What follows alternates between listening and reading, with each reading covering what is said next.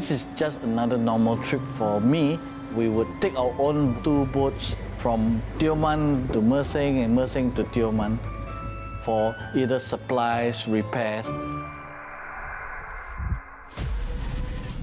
But that night, my boat was going slower and consuming more petrol than normal.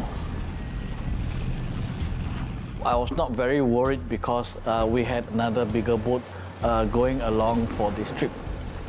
When we ran out of petrol, my captain just jumped over to the other boat and he says, "Boss, you tunggu sini, we'll come back and pick you up and we can all go home for our dinner." The weather started changing. The currents started building up in heights. The boat started shaking. The wave was about 1.5 meter. Water started oozing in. The moment I start grabbing my backpack and the buoy, the boat went down. You know your time will come anyway. It can be today, it can be tomorrow. Is this my time?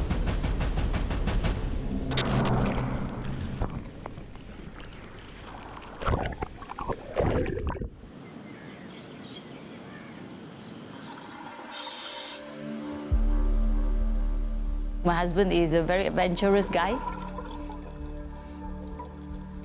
When we were dating, he suggests to me, and then why not we take on diving.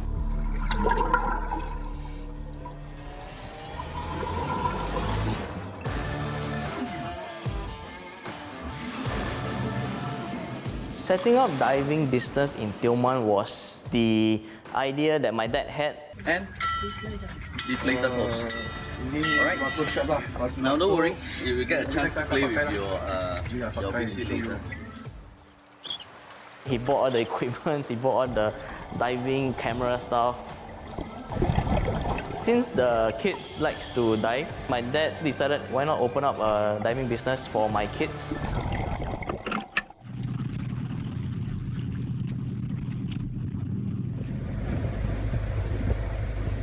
On that day, my dad took the boat from Mersing to Tioman. It was just a normal procedure routine of bring the boat back, which was usually 2 hours.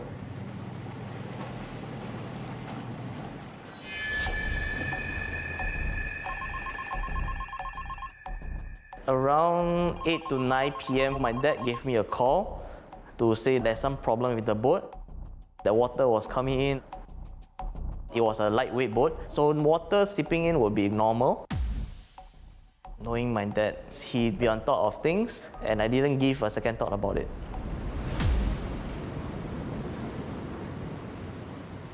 My boat was like about 2 kilometers away from shore. I could still see land. There was no boat around me. Within an hour after my captain left me, the weather started changing. I actually kept my calm, saw my options. Where is my safety equipment? Where was my bag?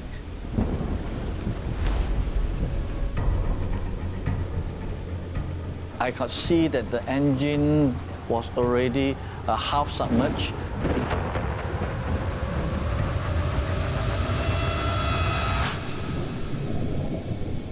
The boat went down and I was floating in the water with my boy.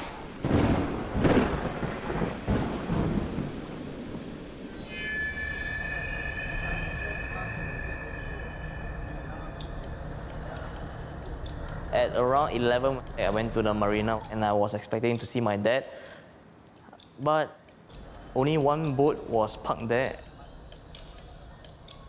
I called my captain, then I asked him where was the other boat. Then he just told me he couldn't find it on the sea. I received Brian's call And then he told me that Dad is lost in the sea. I think you are joking, man. My captain and I went out and we tried searching for him. The condition of the sea was very choppy. It was quite a fruitless search. That's when I realized the boat actually sunk and my dad was out in the sea.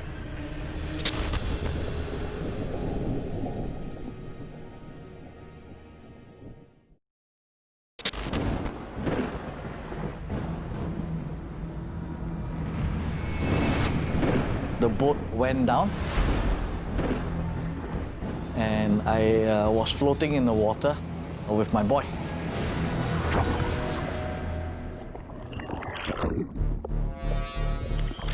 The boat petrol floated up from the engine, and petrol mixed with salt water has a very stinky sensation, and suddenly it burns. My left eye was burning. My right eye became blind in my early 27.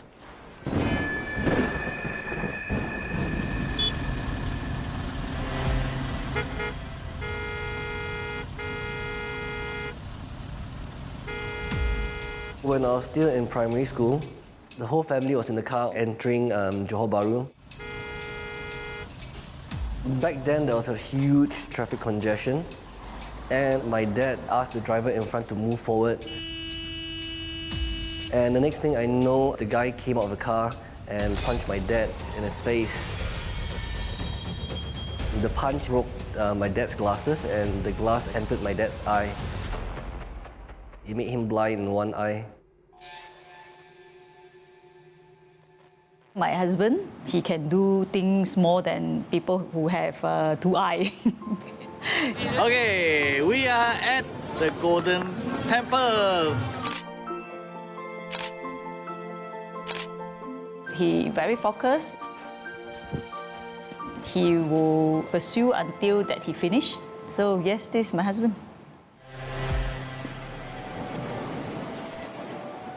After 1 hour in very strong current, by the time it settled down, it was already dark. Of course, you're scared. But somehow or other, I was thinking my wife is waiting for me, my children is waiting for me. The moment you start thinking about the future, you look in the sky. It's light itself in front of your eyes. It's like small little twinkling red lights. These lights actually gave me so much assurance that I felt that somebody is there with me, and I felt that I will be home.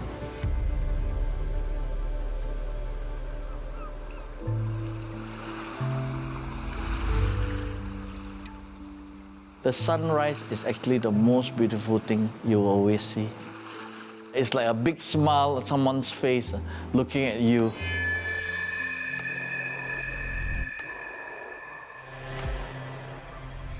But in the afternoon, the scorching sun starts hitting on you. It's like putting your head into the microwave oven. The part of my unpipped started rotting. The seawater actually starts stinking. I was purging every 15 minutes.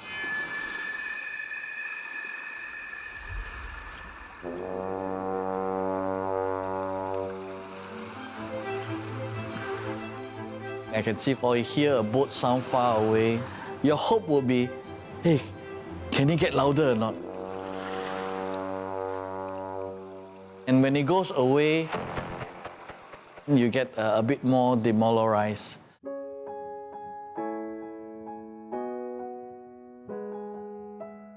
If anything happened to me, what's going to happen to my wife and my children? At that time, I met John, I'm 22 years old. He older than me, like 19 years old. And then he got like 3 children. So in the beginning, the children don't like this relationship. It's really hard for me and John, but we give love to them until they change their mind. We got married in 2010. When I saw my children together with me, with Eva, I felt completeness. And that was really, really something I felt good about.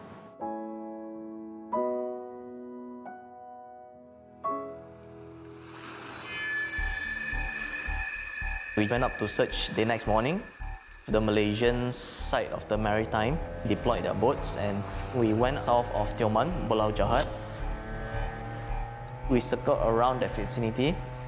The sea was choppy, so it's very hard search. And one thing just struck my mind was, where's the helicopter? Because it would widen the whole search of view. But apparently they lacked budget to deploy a helicopter. It was very disappointing.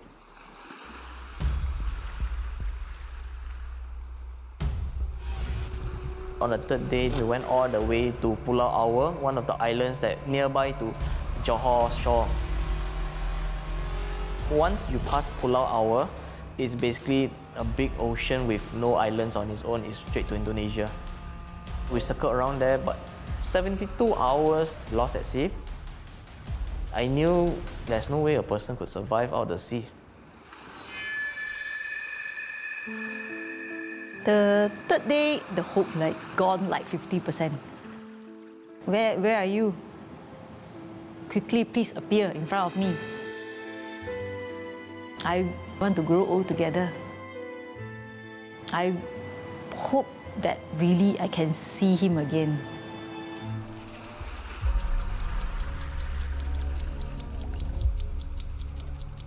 Every day, I'm moving further away from land, further and further away. I started feeling movements and things hitting my foot. I was being pushed somewhere which I couldn't control. I was so tired. And that's where fear starts. And you start thinking, where am I? Why did it take so long to look for me? Don't they care for me anymore?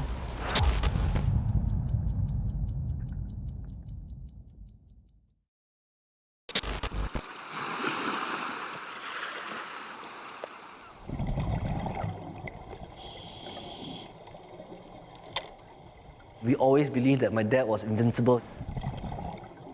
Nothing can harm him.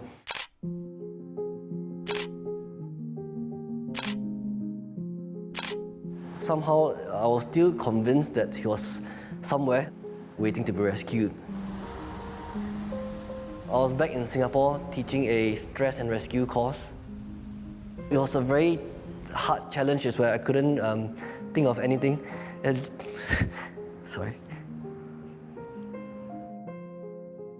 Things we could have said to each other, things that could have been done. So I couldn't face the fact that this chance to do all this is gone actually.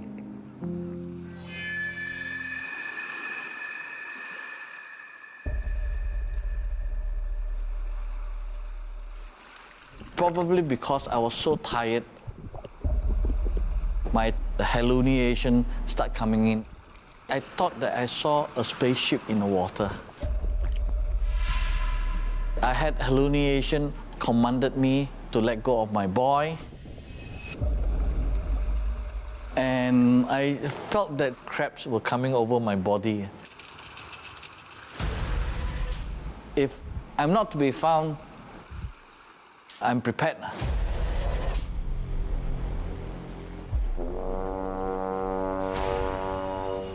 About 2.5 hours later,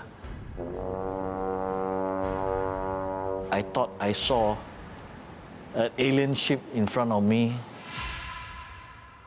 We were sailing in the South China Sea, and it was our maiden voyage from Nantong in China to Singapore.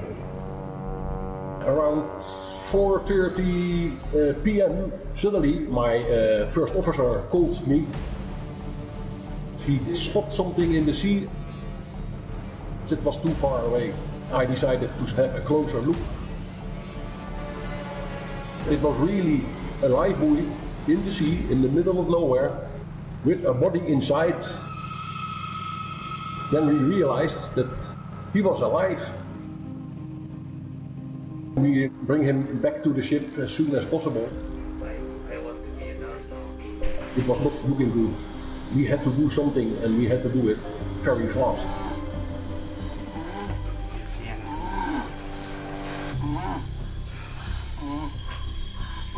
But his temperature was not rising up. I didn't rescue him to let him die on board of my ship.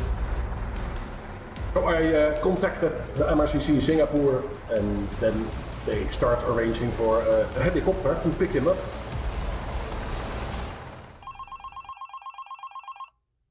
The call came at 7 p.m. asking me to verify a photo. And it was actually my dad's photo. He's still alive.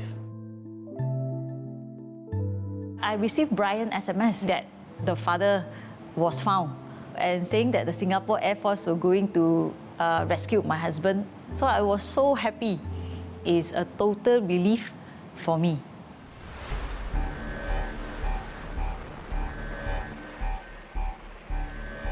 When I found John Low, I was actually concerned for him because his consciousness level was actually quite low. Strapping on oxygen initially actually didn't work, so I had to institute some airway maneuver measures, open up his airway. Given his condition, there is a possibility that he might lose his life.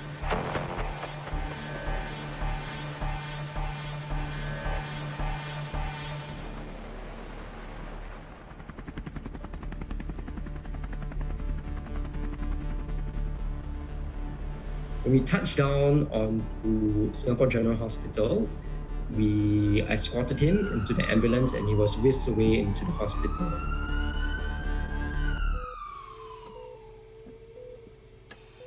When I first saw my dad, he appeared lifeless. His kidneys were failing from the excessive salt. His lungs were failing from the infections.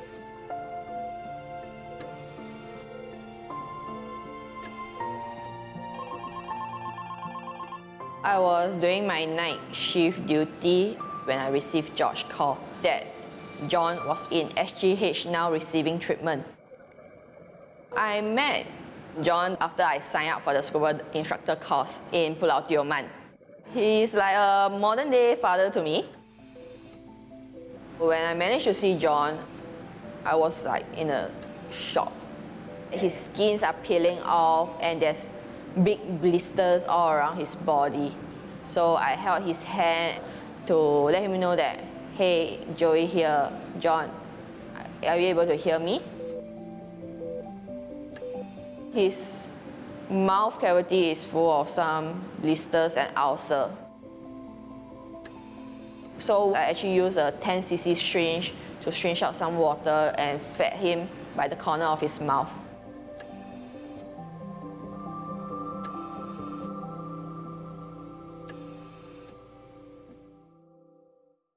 I couldn't really open my eyes.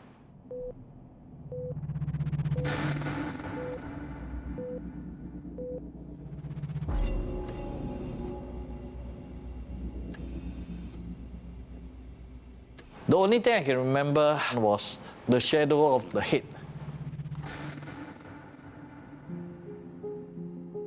Then I could see my wife. You can't explain this kind of feeling. He's alive, you know. Yeah, I can touch him. I can hug him. When I was in the ICU, my sodium level went down quite almost immediately, but the lung took a longer time to recover. I felt that I wanted to get out as soon as I can. I don't want to be lying in bed. I wanted to get back my own strength and to talk to my friends and to enjoy a nice meal with my family. He's recovering very well. I felt that I was given a second chance in life. I still have a father coming back to me.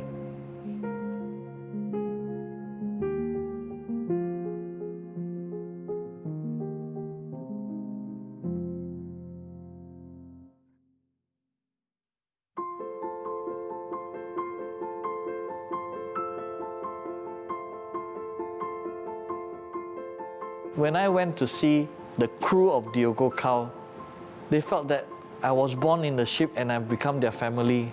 I realized that there's no barriers to any families in this world. Everybody is one. How old are you? 16. Oh, okay lah.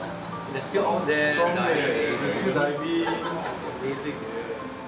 The Air Force was tremendous, and I was completely shocked when I saw the whole youngsters coming into the house, because I always felt that those people who have the experience to save are the older people like me. It's an inspiration for the people in Tioman. If I can survive 4 days, 3 nights, then means any young guy can survive 6 days, 6 nights, 7 days. Not exactly true. I don't think I agree with you. Not exactly true.